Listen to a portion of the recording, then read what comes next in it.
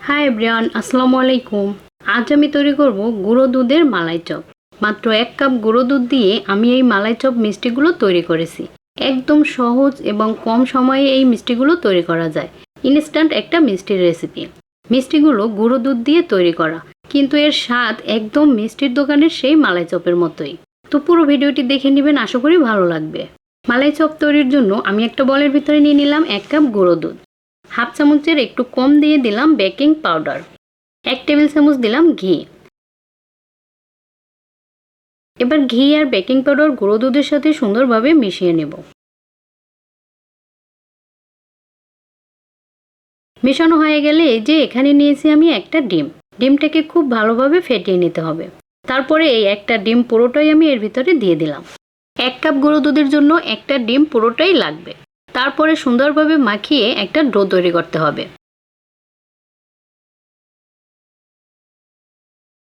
আর এই যে মাখানোর পরে ডোটাকে এরকম একটু নরম বা স্টিকি মনে হবে। এটাকে অল্প একটু সময় রেখে দিলেই কিন্তু ঠিক হয়ে যাবে। জাস্ট হাতটা ক্লিন করে আসতে যতটুকু সময় লাগে।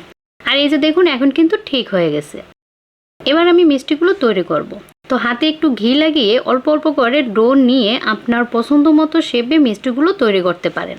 আমি মিষ্টিগুলো এরকম একটু লম্বা লম্বা শেপে তৈরি করব। আর এই যে দেখুন, আমি সবগুলো মিষ্টি এরকম লম্বা লম্বা করে তৈরি করে নিলাম। এবার চুলায় একটা প্যান বসিয়ে তার ভিতরে দিয়ে দিলাম 1/4 কাপ চিনি আর 4 কাপ দিলাম পানি।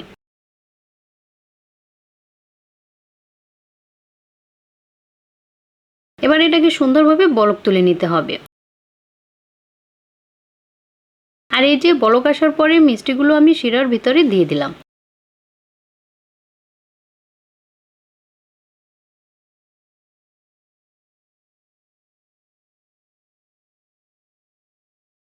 তারপরে ঢাকনা দিয়ে হাঁড়িটা ঢেকে দিলাম। এবার এটাকে এভাবে ঢেকে একটানা 5 মিনিটের মতো রান্না করব। আর এই 5 মিনিটের মধ্যে ঢাকনাটা খোলার কোনো দরকার নেই। আর চুলার আঁচ থাকবে মিডিয়াম টু হাই হিটে। মাঝে মধ্যে হাঁড়িটা ধরে একটু দুলিয়ে দিতে পারেন। আর এই যে 5 মিনিট পরে দেখুন মিষ্টিগুলো কতটা সুন্দর হয়েছে। মিষ্টি শেপগুলো একটু আঁকাবাঁকা হয়ে গেছে, কারণ আমার হাঁড়িটা একটু ছোট ছিল। তো আপনারা চেষ্টা করবেন একটু বড় হাঁড়ি নিতে। তো একটু নেড়েচেড়ে এটাকে আবারও আমি ঢেকে দিলাম। তো এটাকে একটানা এভাবে 20 মিনিটের মতো রান্না করব। মাঝে মধ্যে ঢাকনাটা খুলে একটু হালকা করে নেড়েচেড়ে দিতে পারেন। আর এই তো টোটাল 20 মিনিটের মতো আমি মিষ্টিগুলো রান্না করলাম। মিষ্টিগুলো কিন্তু এখন সুন্দরভাবে কুক হয়ে গেছে। এবার আমি এটাকে এভাবে একটা সাইডে রেখে দেব ঠান্ডা হওয়ার জন্য। এবার মিষ্টির জন্য আমি মালাইটা তৈরি করব।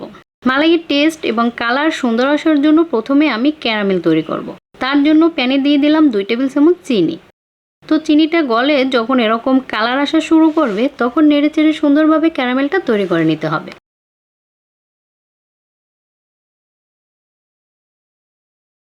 আর এই যে দেখুন, ক্যারামেলটা তৈরি হয়ে গেল। এবার আমি এর ভিতরে হালকা একটু পানি দিয়ে দিলাম। ক্যারামেলের ভিতরে সরাসরি দুধ না দেওয়াই ভালো, কারণ তাতে করে দুধটা ফেটে যেতে পারে। তাই আগে এরকম একটু পানি দিয়ে মিশিয়ে তারপরে দুধটা দিবেন। তাহলে আর দুধটা ফাটার কোনো সম্ভাবনা থাকে না। তো এবার আমি এর ভিতরে দিয়ে দিলাম হাফ লিটার লিকুইড দুধ। তারপরে চিনি দিলাম আরও 2 টেবিল চামচ। আর ফ্লেভারের জন্য দিলাম 2টা এলাচ। এবার এটাকে কিছু সময় জাল করে দুধটা একটু কমিয়ে নিতে হবে। তো এই যে এবার আমি দিলাম সামান্য 1 চিমটি লবণ, যেটা আমি দিতে ভুলে গেছিলাম। আর এই যে কিছু সময় জাল দেওয়ার পরে দুধটা দেখুন অনেকটাই কমে গেছে।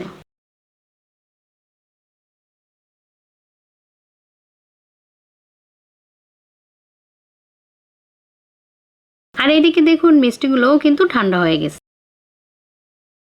তো এবার মিষ্টিগুলো এরকম চেপে রসটা বের করে মালাইয়ের ভিতরে দিয়ে দিলাম।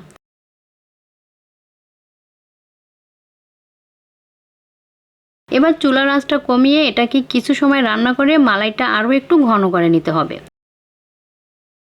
আর এই যে দেখুন, এটা কিন্তু এখন রান্না শেষ।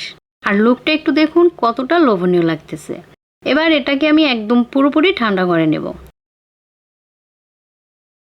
আর এই যে ঠান্ডা হওয়ার পরে মিষ্টিগুলো দেখুন কতটা পারফেক্ট হয়েছে।